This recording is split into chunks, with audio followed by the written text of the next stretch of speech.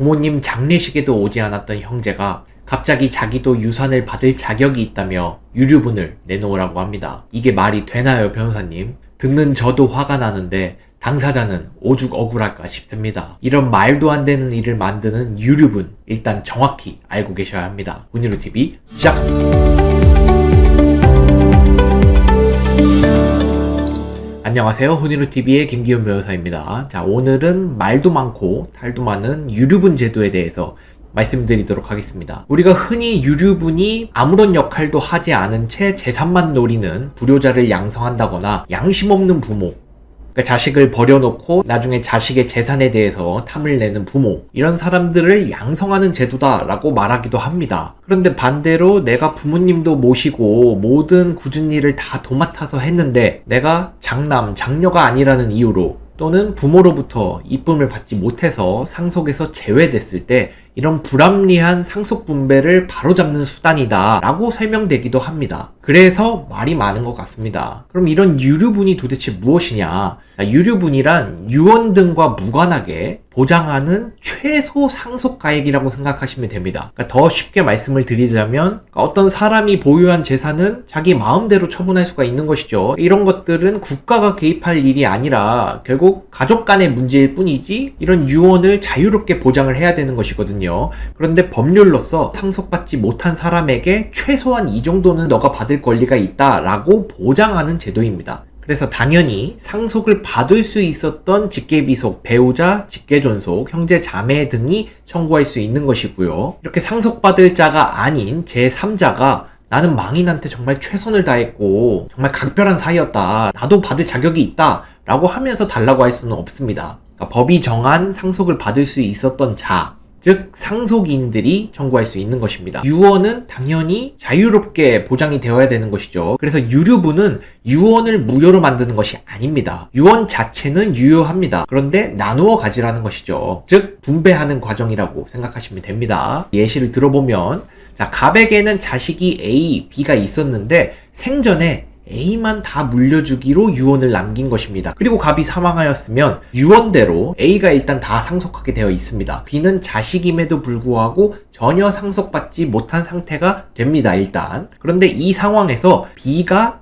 A를 상대로 유류분 청구가 가능합니다. 여기서 그 비율은 본래 내가 상속인이었다면 상속받을 상속분의 2분의 1 또는 3분의 1 정도가 됩니다. 다른 예시를 한번 들어보겠습니다. 갑에게 자식 A, B, C가 있었는데 갑이 생전에 C한테 다 증여한 것입니다. 그래서 돌아가실 때쯤 보니까 이 갑이 소유한 재산이 전혀 없었던 것이죠. 그래서 갑이 사망을 했고 유언을 고려할 필요도 없이 재산이 없기 때문에 상속할 것이 전혀 없습니다. 그대로 상속 절차가 종료된 것이죠. 그런데 이런 상황에서도 A와 B는 C를 상대로 유류분 청구가 가능합니다. 왜 가능한지는 제가 뒤에서 설명드리도록 하겠습니다. 이 유류분이 지금 헌법재판소에 올라가 있는 상태입니다. 즉 헌법재판소가 이 유류분 제도에 대해서 위헌으로 판단한다면 유류분 제도가 사라지거나 바뀔 가능성이 있습니다. 서로의 논리는 팽팽합니다. 그러니까 아무런 역할을 안 하고 유류분을 받아가는 이런 불효자 또는 나쁜 부모의 이런 뻔뻔함을 유지할 것이냐. 그런데 이것을 없애면 굳은 일은 내가 다 했는데 상속을 못 받은 부당한 유언의 이런 폐해를 해결할 수 있는 유일한 제도가 유류분 제도인데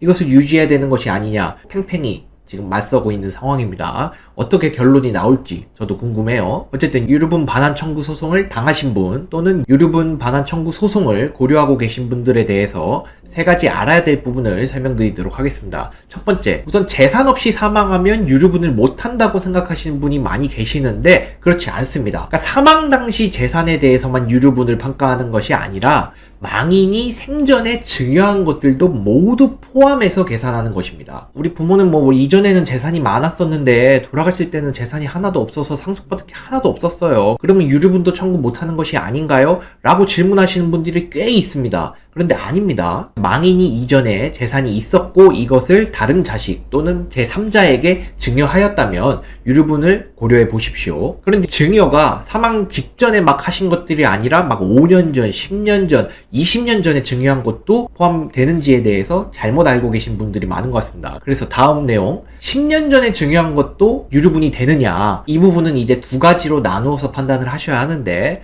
망인의 상속인한테 증여를 한 것인지 아니면 제3자에게 준 것인지 나누어서 생각을 하셔야 합니다. 자, 이 제3자에는 당장 상속인이 아닌 자, 즉 돌아가셨을 때 자식이 있다면 자식이 1순위이기 때문에 며느리나 손자녀는 2순위거든요. 이 2순위 상속인들도 제3자에 해당합니다. 그래서 망인의 상속인에게 증여한 것은 10년이든 15년이든 30년 전이든 모두 포함됩니다. 저도 소송으로 20년 전에 증여한 부동산까지 찾은 적이 있는데 망인의 상속인한테 증여한 것은 모두 포함해서 유류분을 계산하셔야 합니다. 소멸시효가 10년이기 때문에 10년 지난 것은 못하는 것이 아니냐라고 많이 오해하시는데 이 증여한 부분은 전혀 상관이 없습니다. 소멸시효랑 별개예요. 그래서 한참 전에 증여한 것도 확인만 할 수 있다면 반영할 수 있다. 그런데 제3자, 즉 상속인이 아닌 자한테 망인이 증여를 하였다면 망인의 사망 1년 전까지 증여한 것만 유류분으로 계산할 수 있습니다.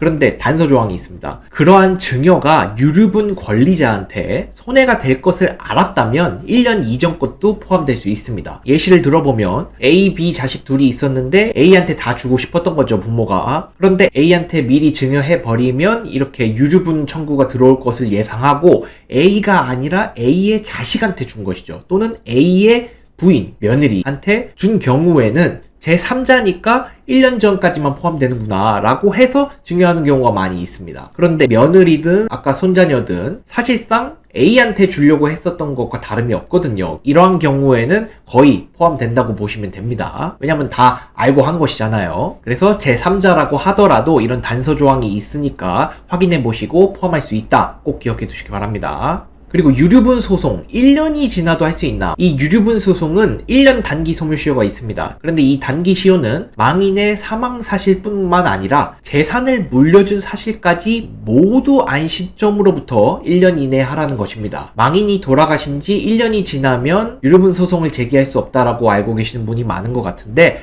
이 재산을 물려준 사실도 알아야 합니다. 그런데 이 재산을 물려준 사실에 대해서는 미리 알기가 쉽지 않는 경우가 있거든요. 그렇기 때문에 망인이 사망하신 지 1년이 지났다고 해서 무조건 유류분 소송을 포기할 필요가 없습니다. 왜냐하면 재산을 물려줬다는 사실까지 알아야 하거든요. 단 장기 소멸시효, 망인이 사망 후에 10년이 지나면 어떠한 경우에도 청구할 수 없습니다. 그래서 10년이 지나기 전에는 꼭 청구를 하셔야 할 것 같습니다. 그래서 요약드리자면 재산이 없이 사망해도 생전에 증여한 것이 있다면 유류분이 가능하다. 그리고 상속인을 대상으로 증여를 했다면 10년 전이든 20년 전이든 모두 재산에 포함돼서 유류분을 청구할 수 있다. 단 상속인이 아니라 제3자, 자식이 있었다면 며느리, 손자 포함해서 제3자 대상 증여는 사망 전 1년까지만 포함이 되는 것이 원칙이다. 단 이런 증여가 내 유류분 권리를 침해한다는 사실을 알았다면 10년 전이어도 포함될 수 있다. 그리고 유류분 소송은 망인의 사망 사실로부터 1년 이내가 아니라 재산을 물려준 사실까지 모두 안 날로부터 1년 이내에 해야 한다. 그래서 망인이 돌아가신 지 1년이 지났다고 해서 무조건 포기할 것은 아니다. 자, 오늘은 이렇게 유류분에 대해서 꼭 알아두어야 할 3가지에 대해서 말씀을 드렸는데요. 제가 말씀드린 것 이외에도 유류분에서는 많은 쟁점이 있습니다. 그렇기 때문에 유류분은 무조건 받을 수 있다 라고 단언하기도 어렵고 쟁점이 그렇게 간단하지도 않습니다. 그렇기 때문에 변호사의 조력을 통해 분쟁을 해결해 보시기 바랍니다. 오늘도 영상 시청해 주셔서 감사드리고 다음 영상으로 찾아뵙도록 하겠습니다. 감사합니다.